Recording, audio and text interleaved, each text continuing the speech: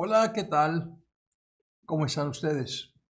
Les habla el hermano Isaías Rodríguez Arispe, pastor de la Iglesia Bautista Berea de Monterrey, iglesia que patrocina el Seminario Bautista Misionero. Y esta es la clase de Homilética 2, una de las clases que integran el programa de estudios.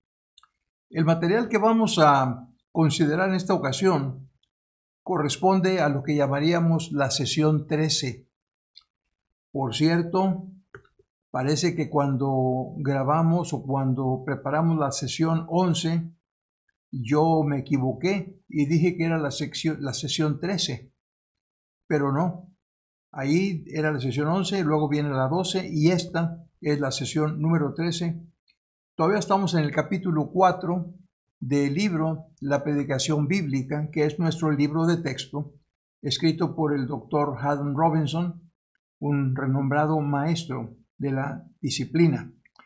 El título del capítulo es El camino del texto al sermón y trata justamente de eso, cómo vamos transitando del texto bíblico hasta llegar a un sermón más o menos estructurado.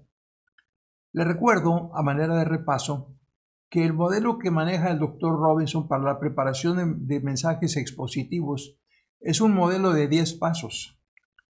Y para este momento ya hemos cubierto los primeros 3, ya estamos en el cuarto paso.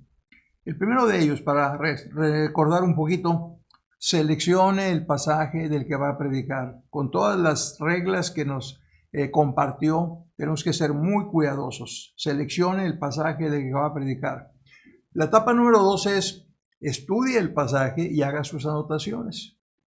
Y ya dimos un ejemplo, dedicamos una buena sesión a ver cómo es que estudiamos el pasaje, con todos los detalles. No voy a entrar ahorita en minucias porque ya estamos más adelante. La tercera etapa nos recomendó, al estudiar el pasaje, relacione las partes del pasaje unas con otras a fin de tratar de definir la idea exegética. ¿Cuál es la idea exegética? Es decir, ¿qué dice el pasaje? ¿Y cuál es su desarrollo?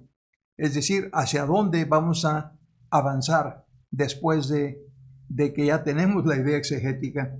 Y la cuarta etapa, que es en la que estamos, dice, someta la idea exegética a 3 preguntas para su desarrollo. Y luego, el autor del libro nos habla de un concepto muy concreto. Él dice, partiendo de la idea exegética, que ya la redactamos después de estudiar el pasaje, hacer nuestras anotaciones y ver qué decía. Acuérdense que la idea exegética está tratando de responder a la pregunta ¿qué dice el pasaje? Y como hemos dicho y repetimos ahora, los pasajes siempre dicen la misma cosa porque no cambian. Entonces tenemos que extraer la frase, el contenido, el mensaje esencial de ese pasaje y ponerlo en una frase que ya vimos también cómo se forma, con su sujeto y su complemento, etc. Así que partiendo de la idea que ha sido redactada conforme al pensamiento del autor, ahora lo que sigue es qué puede hacerse con una declaración como esa. Ya tenemos el texto, ya tenemos la declaración del autor, ya la tradujimos a una frase, a una idea exegética, una frase que nos dice de qué habla y qué va a decir o qué dice acerca de aquello que habla. Y ahora, ¿cuál es el paso que sigue? Bueno, en la etapa 4, el autor entonces nos dice que debemos someter esa idea exegética a 3 preguntas. Suena un poco raro, ¿verdad? Que yo le haga preguntas a la idea, pero la pregunta que hace es para ver por dónde nos vamos a ir. Realmente esas 3 preguntas eran 4, porque él plantea y dice, ¿qué es lo que se puede hacer con una declaración X? Fulano de tal dijo, el presidente dijo, ¿qué podemos hacer con eso? El apóstol Pablo dice, ¿cómo vamos a ampliar eso que dijo? Y él menciona 4 cosas, dijo, una de ellas es simplemente la repetición. Repetición literal es una, o reexpresión, ¿verdad? O sea, decir la misma palabra, la misma frase en nuestras propias palabras. Pero eso, dice él, después de un análisis más o menos completo, no nos sirve mucho para desarrollar la idea, porque es mera repetición. Y entonces entramos ya a las tres preguntas fundamentales. Y la primera de ellas es, ¿qué quiere decir eso? Ya la vimos, ¿verdad? Pero estamos tratando de recordar y de repasar. Así que, partiendo de la idea exegética que ya la tenemos definida, extraída del pasaje, ahora lo que queremos averiguar es cómo desarrollar esa idea, cómo expandirla de tal forma que nos dé lugar primero a un bosquejo y luego a un sermón ya establecido, ya integrado. El autor dice, hablando de eso en la página 47 del libro de texto, dice, una pregunta para desarrollar la idea se centra en la explicación. Ya pasamos entonces de la repetición o reexpresión y vamos ahora a las verdaderas preguntas de desarrollo. Una es simplemente la explicación. ¿Qué quiere decir eso? ¿Necesita explicación ese concepto o alguna parte de él? Y en realidad estábamos viendo nosotros, ¿verdad?, que esta es una buena pregunta, porque hay pasajes que son bastante complejos y francamente necesitan de mucha explicación. El autor nos da un par de ejemplos porque dice, por ejemplo, cuando Pablo escribió a los Corintios y les habló de los dones espirituales, él les dijo claramente, no quiero, hermanos, que ignoréis. Pero para que no ignoraran, entonces procedió a darles una amplia explicación sobre los dones. Quién los da, cómo los da, para qué sirven, etcétera, etcétera, todo aquello. Y también nos habló del ejemplo, que ya lo vimos aquí en clase, de cuando el mismo apóstol Pablo habla acerca de en cuanto a lo sacrificado a los ídolos. Cuando él escribe eso a los corintios no hay ningún problema porque entienden perfectamente bien su circunstancia.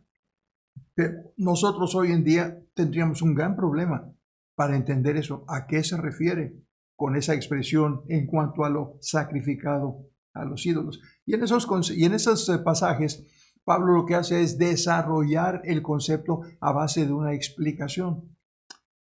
Pero ya lo vimos eso en la sesión pasada. Sin embargo, déjeme darle un claro ejemplo del uso de la explicación en un mensaje. Un domingo reciente, el domingo 5 de abril para ser exactos, en nuestra iglesia, uno de los miembros del cuerpo pastoral tomó su turno en la predicación y abordó una pregunta.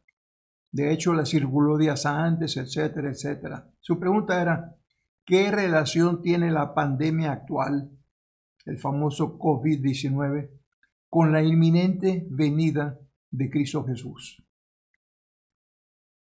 La pregunta, pues, está interesante. Pero ¿por qué habría de tomarla en estas condiciones? Simplemente porque esta situación nos ha creado tanta incertidumbre y el mundo religioso tiene a veces interpretaciones tan jaladas de los cabellos que mucha gente comienza a decir, es que ya son señales del fin. Es que ya viene Cristo. Es que la segunda venida se acerca. Es que esto, porque ahí está la pandemia esta que está azotando a toda la humanidad. Y el pastor entonces lanzó esa promoción, vamos a decir así, ¿verdad? Y dijo, aquí les pongo una pregunta. ¿Qué relación tiene esta pandemia con la inminente venida de Cristo Jesús? Y respondió de inmediato, ninguna. Pero vamos a ver por qué no. Y entonces tomó como pasaje el texto de Apocalipsis capítulo 13, versos 1 al 10. Y hizo una larga y complicada explicación del pasaje, más adecuada para una clase de escatología que para un domingo por la mañana. Sin embargo, la respuesta a la pregunta era válida. Y ahí está la demostración, pero tuvo que hacer una gran cantidad de explicación. Lo que pasa es que, honestamente, el mundo cristiano, y hablemos de todas las iglesias, comenzando con la que yo pastoreo, muchos miembros no tienen el conocimiento bíblico suficiente para entender esas cuestiones. Le sacamos la vuelta a esos pasajes difíciles de Apocalipsis, pero sí tenemos mucha inquietud respecto a estos temas. Entonces hay que instruirlos, hay que hablarlos. Y esa explicación, como dije, esa predicación requería de mucha explicación. Y y una explicación clara. Tan así que el autor nos dice, más adelante, en la página 49, dice, uno de los grandes problemas de la predicación es el de lograr claridad en nuestra exposición. De nada sirve que yo le explique a usted una fórmula matemática si desde el principio usted no entendió los conceptos y se quedó desconectado. O en cuanto avancé unos segundos en la demostración de mi teorema en el pizarrón, dijo, no tengo la menor idea de qué está haciendo el profesor ahí en el pizarrón. Si eso logra pasar, o si eso pasa cuando estamos predicando, estamos perdidos. Tenemos que ser muy, pero muy claros. Dice el autor, uno de los grandes problemas de la predicación es el de lograr claridad en nuestra exposición. Y la claridad no se consigue fácilmente, porque el lenguaje de la teología es complicado, y más el lenguaje de la escatología. Así que cuando nosotros tengamos un texto que haya que explicar, la pregunta de desarrollo es, ¿qué significa eso? ¿Qué significa eso? Pero más vale que estemos bien preparados para explicarle a la gente con toda claridad lo que significa. Y luego llegamos a la segunda pregunta de desarrollo. En la clase anterior ahí nos quedamos definitivamente y después fuimos a la segunda pregunta de desarrollo. Y esa pregunta nos lleva a un punto un poco más adelante. En aquel entonces nos fuimos, ¿se acuerda usted? Nos fuimos al pasaje que hemos estado considerando de Efesios, el pasaje que aquí en el grupo de estudiantes, miembros de esta clase, escogimos para desarrollar, para aplicar cada uno de estos pasos. Lo tomamos desde la primera etapa y ahí fue donde batallamos para seleccionarlo y luego para definirlo y luego todo lo demás. Al fin llegamos en nuestra sesión antepasada a la idea exegética y en la sesión pasada, al ver esta primera pregunta de desarrollo, nos preguntamos, ¿será que nos ayude esta pregunta a desarrollar nuestro texto? Y yo les dije, puede ser, puede ser. ¿Por qué? Porque dijimos, hay bastantes temas que explicar. Así es que a lo mejor, pero les dije, vamos a esperar a ver la tercera y la cuarta pregunta, o más bien la segunda y tercera pregunta de desarrollo, para que nosotros pudiéramos definir y decidir por cuál nos vamos. Así que vayamos ahora a la siguiente pregunta. La siguiente pregunta de desarrollo ¿es cierto eso? Estamos hablando del pasaje. Estamos hablando de que con base en el pasaje extrajimos una idea exegética. Y tenemos que plantearnos la pregunta de el oyente en las bancas, que dice, ¿es cierto eso? ¿Qué le puedo decir? Usted va a predicar acerca de la resurrección. Y usted está pero bien seguro de que, porque aquí dice en la Biblia, aquí no todos dormiremos, mas todos seremos levantados. Todos resucitaremos. Y ahí por ahí hay un oyente que dice, ¿de dónde saca eso el pastor? Y el vecino de al lado le dice, es que está en la Biblia. Por eso, pero ¿y qué? ¿A poco porque está en la Biblia hay que creerlo? Todo lo que dice la Biblia hay que creerlo. Y esa es la actitud con la que hoy en día nos encontramos muchas veces. Por eso las gentes preguntan, ¿es cierto eso?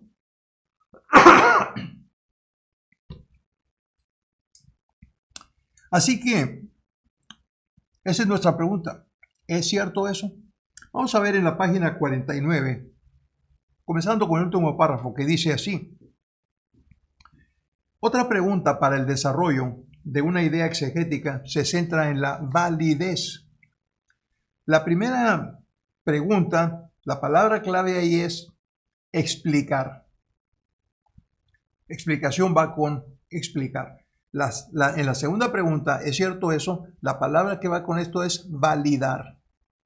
Cuando usted plantea la pregunta, ¿es cierto eso?, a un pasaje, lo que va a hacer es demostrar que es cierto. Va a validar que ese pasaje es cierto. Dice el autor, después de que hemos entendido o creemos haber entendido lo que una frase determinada quiere decir, a menudo nos preguntamos, ¿es cierto eso? ¿Puedo creerlo realmente? nosotros exigimos evidencias. Y dígame, ¿no es cierto eso que nosotros exigimos evidencias? Nos planteamos esas preguntas. Mire, tan sencillo como esto. Si todos los que nos llamamos cristianos creyésemos ciegamente y obedeciésemos porque creemos lo que dice la palabra de Dios, ¿sabe qué? Ningún cristiano fumaría un cigarrillo. Me dicen, no se ponga tan extremoso. Bueno, ningún cristiano se pondría a tomar licor para embriagarse. O ningún cristiano, casado por supuesto, engañaría a su cónyuge. O ningún cristiano no casado se involucraría en actos indebidos de carácter sexual. Si creyéramos a pie juntillas lo que dice la Biblia, pero la prueba de que a veces no lo creemos está en lo que hacemos. Si todos creyéramos lo que dice la Biblia, mire, me voy al extremo este. Si creyéramos todos, 100%, sin pestañear lo que dice la Biblia, todos nos amaríamos los unos a los otros, porque es lo que dijo Cristo Jesús. Amados los unos a los otros. Bueno, si el Señor lo dijo, bueno, pero bueno, ahí se la dejo en todo caso, ¿verdad? Porque la pregunta sería, ¿usted ama a todo el mundo, a todos los cristianos, cuando menos? ¿Y a los no cristianos con más razón? Ahí lo dejamos. Así que la gente quiere evidencias. Evidencias de que lo que dice la Biblia es cierto. ¿Cómo los vamos a convencer? Bueno, una manera es con argumentos. Dice nuestro autor, ¿verdad? Y lo dice muy bien. Dice, cuando Pablo quiso probar a los hermanos de Corinto que él tenía derecho a recibir ayuda financiera por su ministerio, tomó argumentos tanto del Antiguo Testamento como de la mera experiencia. Él presentó su caso haciendo uso de una serie de preguntas retóricas. Entendemos lo que es una pregunta retórica. Es una pregunta que no requiere respuesta. Sabemos la respuesta. El mejor ejemplo, ¿verdad?, que yo he escuchado, un poco, si usted quiere, ligero, vano, con todo respeto, me decía un amigo mío cuando estaba yo en el seminario y que le decía yo, oye, pero ¿es cierto eso que me estás diciendo? Y se me quedaba viendo y me decía, ¿es católico el Papa? Pues claro que es católico el Papa. Bueno, pues todo lo que te digo también es cierto. Es una pregunta retórica, ¿verdad? Y Pablo dice, o solo yo y Bernabé no tenemos derecho a no trabajar. Este es un pasaje fantástico, ¿verdad? Cuando se quiere promover, vamos a decir así, la responsabilidad de las iglesias, de los miembros de las iglesias en el sostenimiento de sus pastores. Una gran debilidad de nosotros en Latinoamérica.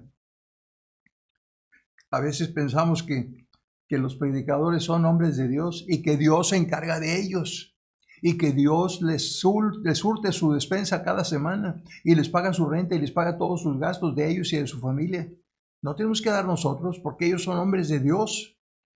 Pero Pablo puso el dedo en la llaga cuando planteó eso. ¿Y qué hizo? Tomó argumentos del Antiguo y del Nuevo Testamento en donde francamente pudo demostrar, ¿verdad?, con base en la experiencia, con base en la historia y con base en lo que ellos estaban viviendo, que él tenía razón.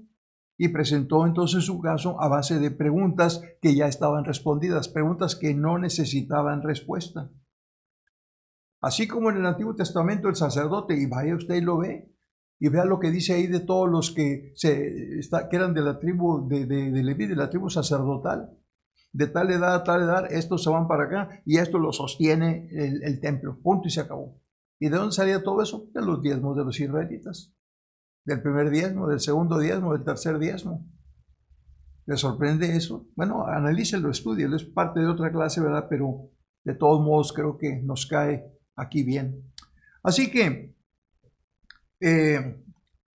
dice aquí, luego Pablo basó su razonamiento en un principio inclusivo encontrado en la ley en contra de poner bozal al buey mientras trillaba el maíz. no pondrás bozal al buey que trilla. Esto está en el Antiguo Testamento. ¿Por qué era eso? Porque el buey entonces, mientras estaba trillando, podía ir masticando aquí y allá de lo que quedaba en el piso. Y así por el estilo, había muchas reglas. Pero, otra vez, si vamos a usar nosotros la pregunta de desarrollo, ¿es cierto eso? Necesitamos ver si el texto que escogimos necesita validación. Acuérdense, la primera era explicación, porque estaba muy enredado, estaba muy confuso. La segunda es validación, porque dudamos de que sea cierto y tenemos entonces que demostrarlo.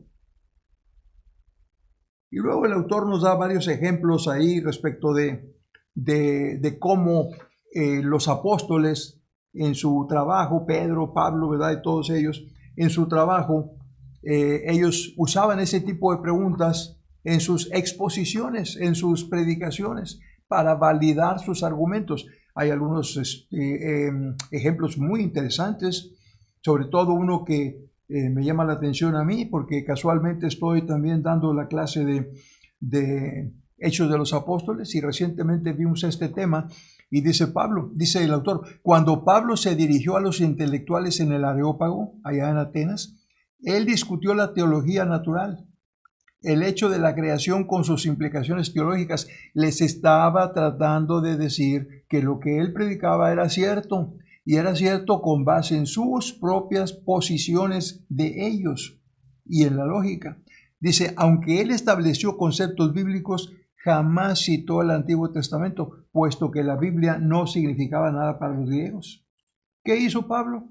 Dijo, como dice vuestro propio poeta por aquí, y luego el otro por acá, y hay dos citas ahí que él utilizó, ¿verdad? Como argumentos para decir, esto que le digo es cierto. Dios creó los cielos y la tierra. Y si no, vean ustedes en sus propios filósofos, en sus propios poetas. Dice, continúa diciendo el autor, mientras que la suficiencia requiere que el expositor entienda la manera en la que el escritor bíblico establece la validez, también requiere que confrontemos la pregunta, ¿es cierto eso? ¿Puedo realmente creerlo tal y como surge en nuestros oyentes? Y también dice una cosa que es muy cierto, dice, en la generación pasada, ¿qué sería la generación pasada para usted? Para mí, por ejemplo, sería la generación de los años 50 del siglo pasado. En aquel entonces yo era un chamaco. Yo recuerdo que por esas fechas hice un viaje al sur de los Estados Unidos de América. Nada más crucé el río, ¿verdad? Y llegué a la primera población de allá. Aquello era otro mundo, otro mundo. La gente dejaba las puertas de sus casas sin llave. La puerta del frente y la puerta trasera. La gente y los chicos dejaban sus bicicletas en el patio, sus triciclos. Los carros se quedaban en la cochera sin cerrarse con llave. Era increíble. Pero ¿cree usted que la gente de hoy en día permitiría que eso aconteciera? Por supuesto que no. Por eso el autor dice, la generación pasada tal vez jamás pondría interrogantes ante el dicho del predicador. Yo recuerdo que más adelante en algunos de mis viajes pasaba yo a la frontera y me decían que a qué me dedicaba y decía yo soy predicador, soy pastor de una iglesia. Y estoy hablando de los años 70, los años 80. Todavía en aquella época yo no tenía ningún problema para que me dieran mi visa y para todo lo que correspondía. El Señor es pastor, pásele. Pero hace ya no muchos años atrás, en alguna ocasión estaba yo cruzando un punto de la frontera con mi esposa. Era un domingo por la noche, las 8:30 de la noche. Nosotros habíamos terminado nuestras actividades en nuestra iglesia como a las 4:30, 5 de la tarde.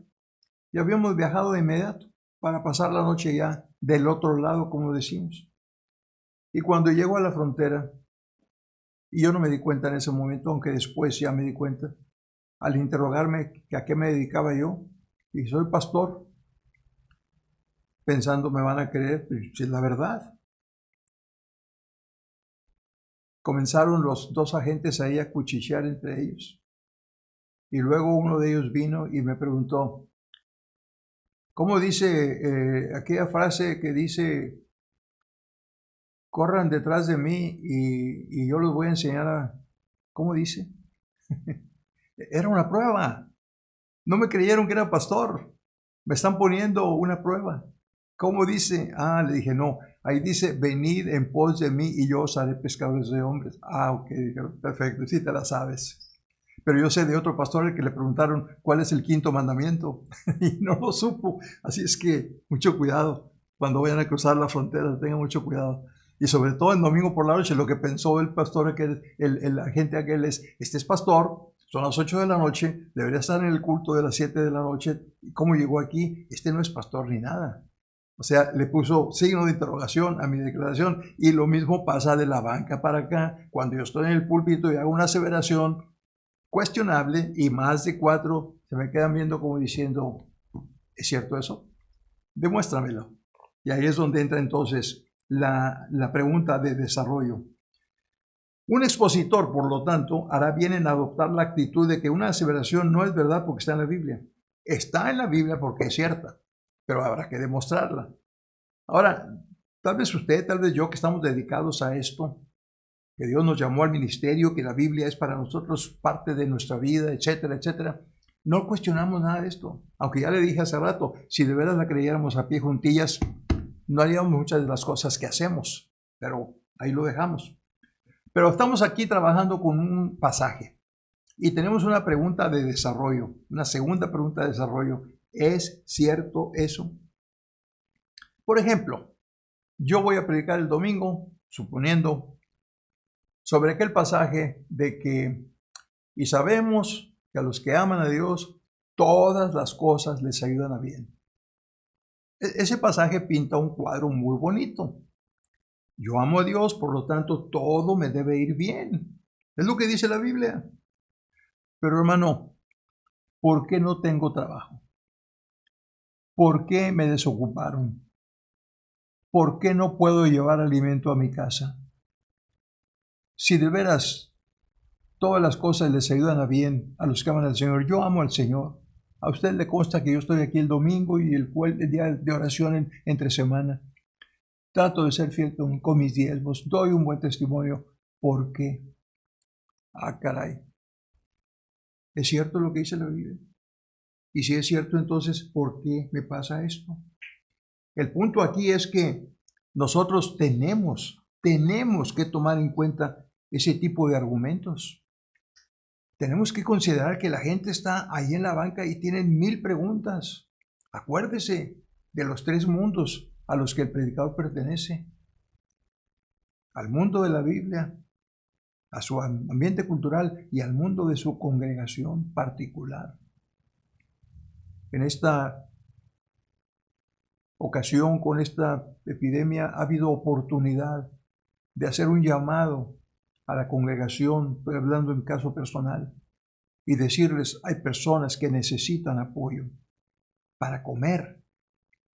Y nuestra gente ha respondido con generosidad y hemos podido ayudar a varias personas al respecto.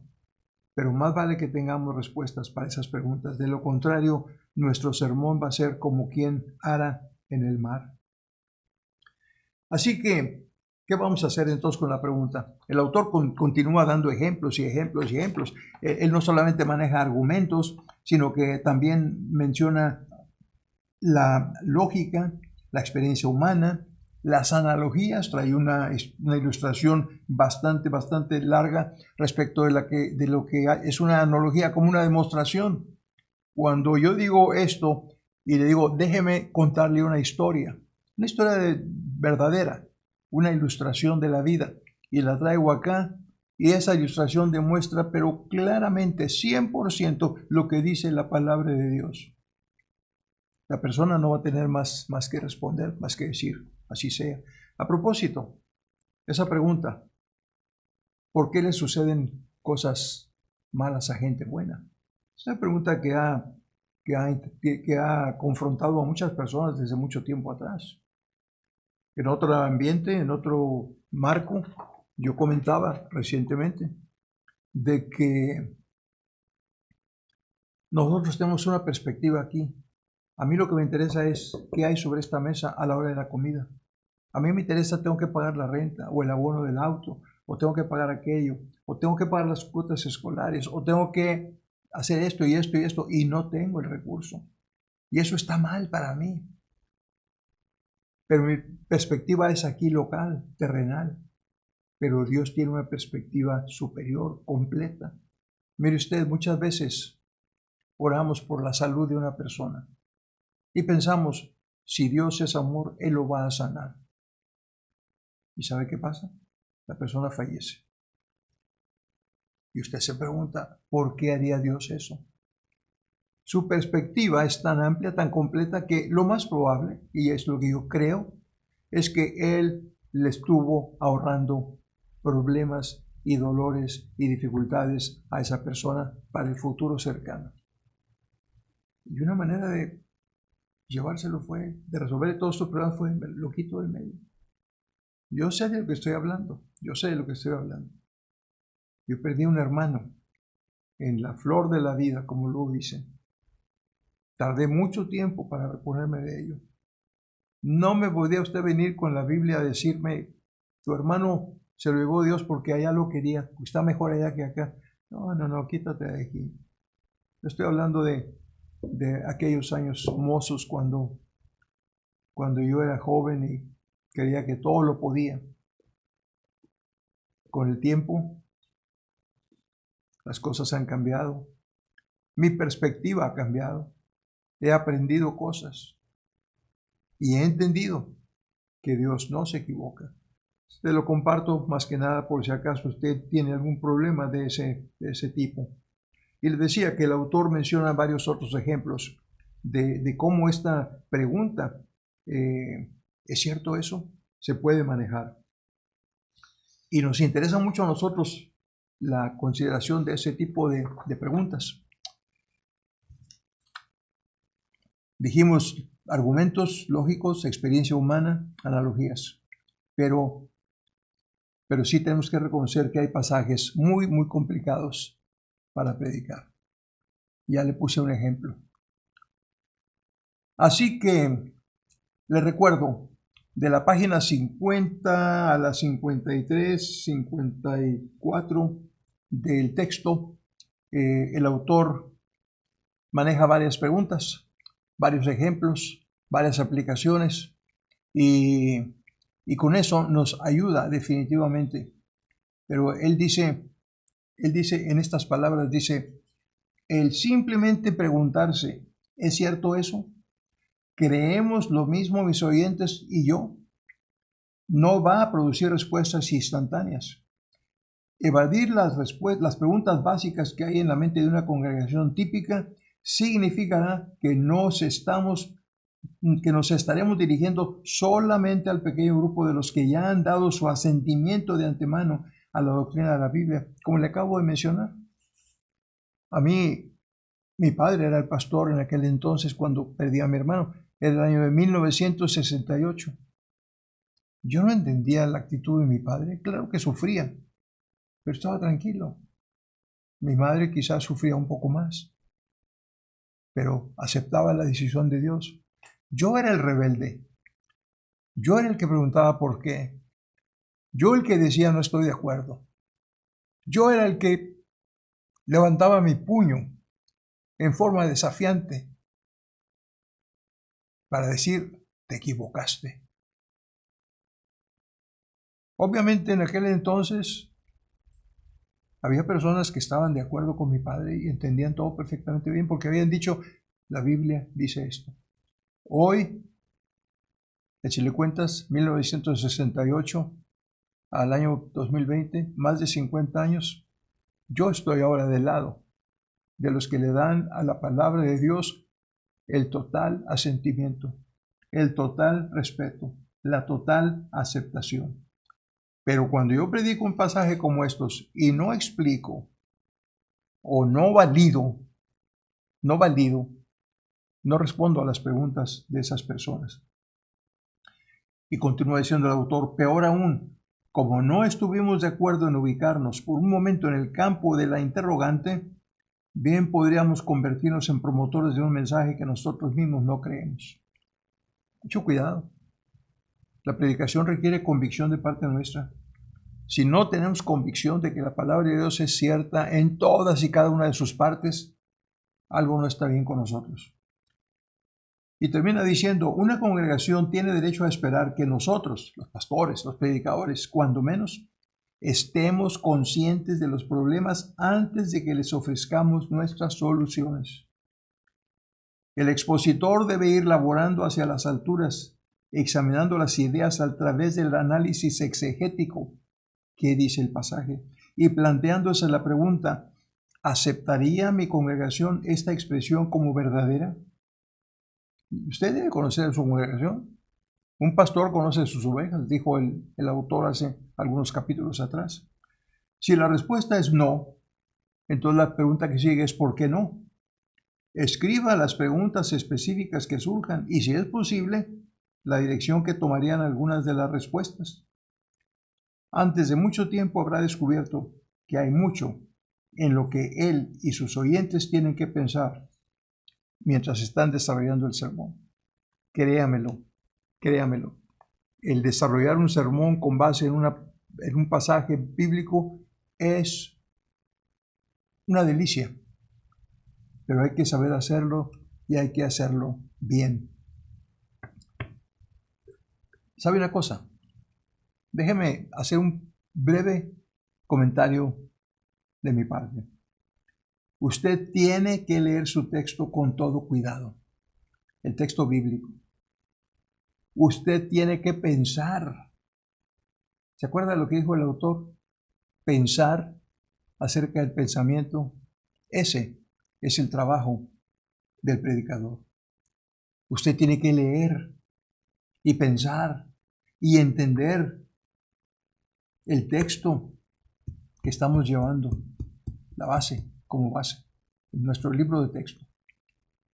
La Biblia es lo más importante, por supuesto, pero cuando alguien nos ayuda con un texto como ese, tan claro, tan didáctico, tan explicativo, es una pena no aprovecharlo. Yo le aseguro que cada momento que usted dedique a leer y releer y releer y releer, yo tengo probablemente 20 años o más de estar dando esta clase. Tuve el privilegio de hacer la primera traducción de ese libro. Está accesible en nuestras páginas de internet y todo ello. Y aún así, cada 2 o 3 años, vuelvo a dar la clase y vuelvo a releer el texto y le saco cada vez más provecho.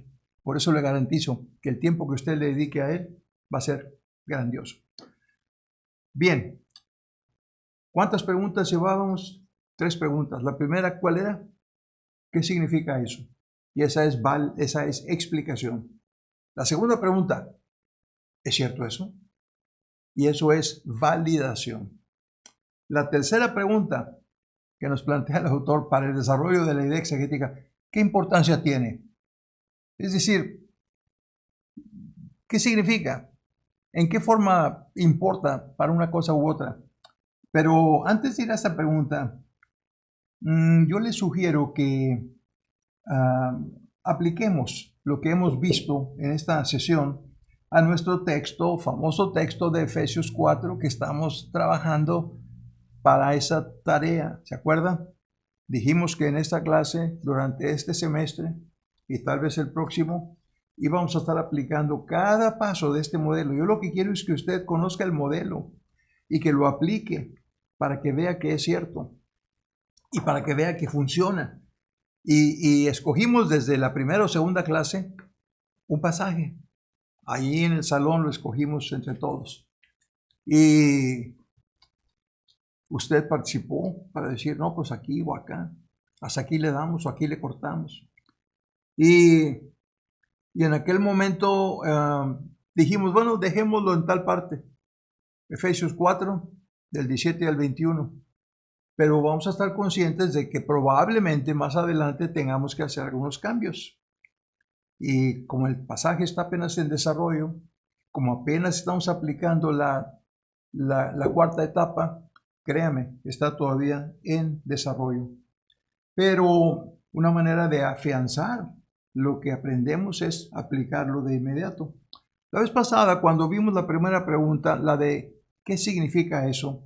¿Se acuerda? Yo le pregunté y le dije, ¿será esta la pregunta que nos sirva a nosotros como pregunta de desarrollo para nuestro pasaje? Bueno, ahora tenemos ya otra pregunta más ya manejada. ¿Es cierto? Y en el pasaje que nosotros vimos, o que estamos viendo en Efesios capítulo 4, no hemos tenido mucha duda, y menos entre nosotros, acerca de si es cierto o no. De modo que la pregunta segunda de desarrollo es cierto. ¿Será aplicable? ¿Será la que nos vaya a sacar aquí adelante con el desarrollo? Acuérdese, cuando tenemos la idea exegética tenemos que plantearnos esta pregunta. ¿Cómo la voy a desarrollar? ¿Cómo la voy a expandir? ¿Cómo la voy a dividir? ¿Cuántos puntos voy a sacar para el bosquejo, etcétera, etcétera? Todavía no llegamos a eso, pero vale la pena comenzar a pensarlo. Y entonces dijimos, la voy a desarrollar a través de la explicación. ¿Qué significa eso? Y dijimos, es posible, pero esperemos. Bueno, ahora ya tenemos la validación. Y la siguiente pregunta es la de aplicación. ¿Qué importancia tiene? No la vamos a tocar ahorita porque ya estamos avanzados, pero yo quiero hacer un poco de elaboración. No voy a hacer campaña respecto a ninguna de las preguntas. Quiero que usted tome la decisión. Pero quiero plantearle algunas preguntas. ¿Tiene su Biblia ahí? Ábrala en Efesios capítulo 4, versos 17 al 21. Y vayamos preguntando nosotros algunas cosas respecto a este pasaje. Estamos trabajando en el desarrollo de la idea. Estamos apenas decidiendo cómo lo vamos a hacer. El apóstol Pablo dice, esto pues digo y requiero en el Señor. Nos parece una frase casi intrascendente, como una frase cliché. Pero fíjese, si volvemos al versículo 1 de Efesios 4, fíjese lo que dice. Yo pues, preso en el Señor, os ruego que andéis como es digno de la vocación con que fuisteis llamados. Este es un llamado al cristiano a comportarse conforme a lo que Dios espera de él. Y después de elaborar sobre varias cosas, como que vuelve a tratar de aterrizar y dice, esto pues digo y requiero en el Señor. Ya hemos visto ahí nosotros que la expresión requiero viene de una palabra griega que habla de testificar. Es como si dijera Pablo, Dios me es testigo de esto, de lo que estoy diciéndoles. Y luego le agrega en el Señor. ¿Ya había usted visto eso? Si usted no lo había visto, ¿cree que su congregación lo habrá visto? Cuando leen un pasaje así, siempre lo he dicho, a veces leemos la Biblia con demasiada rapidez. No nos paramos a hacerle preguntas al texto. Y la pregunta mínima que podemos preguntar es, ¿qué quiere decir eso? ¿De qué está hablando? ¿Qué está diciendo acerca de lo que está hablando? Esto pues digo y requiero, y luego llama al Señor. Esto pues digo y testifico. Es como si dijera, Dios es mi testigo y lo digo yo en el Señor. Y luego reitera el llamado, que ya no andéis como los gentiles. Y habíamos planteado la pregunta, ¿cómo andan los gentiles? Para eso estamos aplicando la primera pregunta, explicación. ¿Cómo andan los gentiles? Y Pablo es lo que hace después en los siguientes versículos. Fíjense lo que dice, que andan en la vanidad de su mente, teniendo el entendimiento entenebrecido, ajenos de la vida de Dios por la ignorancia que ellos hay, por la dureza de su corazón, los cuales después que perdieron toda sensibilidad, se entregaron a la lascivia para cometer con avidez toda clase de impurezas. Ese pasaje está pesado. Si lo vamos a entender y a entender bien, más vale que lo estudiemos. Porque si lo vamos a predicar sin entenderlo, ya le puedo anunciar qué tipo de mensaje va a ser. Va a ser ese tipo de mensaje del que la gente sale diciendo, no tengo idea de qué habló el pastor hoy en la mañana. No le entendí nada. Y usted no quiere que eso pase. Así que Por ejemplo, ¿cómo explicaría usted la expresión que andan en la vanidad de su mente? ¿Qué es? Yo me preguntaría, para empezar, ¿qué es la mente? ¿Qué es la mente? ¿A qué mente se refiere? Y ya hablamos un poco de eso. Y yo le entregué a usted una traducción del griego al español para que tuviera usted el pasaje ahí y lo viera. Que andan en la vanidad de su mente. ¿A qué se refiere con la palabra mente? Una buena pregunta para seguir buscando. ¿A qué se refiere la palabra vanidad?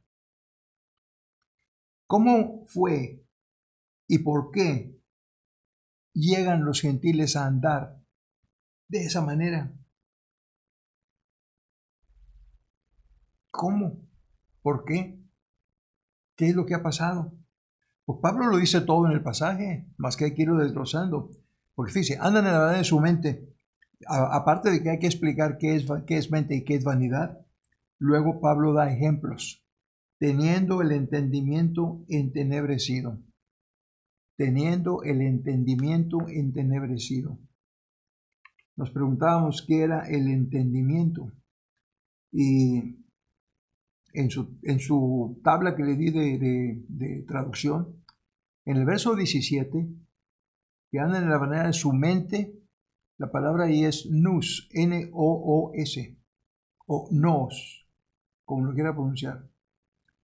Pero luego en el verso 8, teniendo el oscurecido el entendimiento, uno pensaría que el entendimiento es igual a mente. Pero yo le mencioné a usted ahí, tenga cuidado porque esa palabra que aparece ahí es la palabra dianoía. ¿Qué quiere decir la palabra dianoía? Búsquela en el diccionario, busque alguna explicación, porque eso es lo que está entenebrecido. ¿Y cómo fue que se entenebreció? ¿Por qué está así? Y Pablo lo sigue explicando, pero va a requerir un estudio detallado, ajenos a de la vida de Dios. Busque usted en la Biblia cuántas veces aparece la expresión la vida de Dios. Digo, hay manera de que nosotros podamos describir la vida de Dios. ¿Alguien ha estado en su presencia, vigilándolo, observándolo, analizándolo, para que pueda darnos un reporte de cómo es la vida de Dios? ¿O a qué se refiere esta frase? La vida de Dios. Evidentemente, la respuesta a mis preguntas es no. Nadie ha estado en la presencia de Dios. Nadie ha estado checándolo, nadie ha estado tomando notas, nadie nos va a dar un reporte de eso. Evidentemente se refiere a otra cuestión que hay que explicar también. Ve usted todo lo que digo, el entendimiento entenebrecido, la vanidad de la mente, la vida de Dios, la ignorancia, dureza de corazón, insensibilidad, lascivia, impurezas, todas esas cosas hay que explicarlas. Pero no las vamos a explicar si no las entendemos nosotros primero. Así que yo quiero concluir entonces esta sesión preguntándole a usted, de las dos preguntas que llevamos de desarrollo, ¿cuál le parece que se va perfilando como la más indicada para nuestro pasaje? La pregunta, ¿qué significa eso? ¿Que requiere explicación?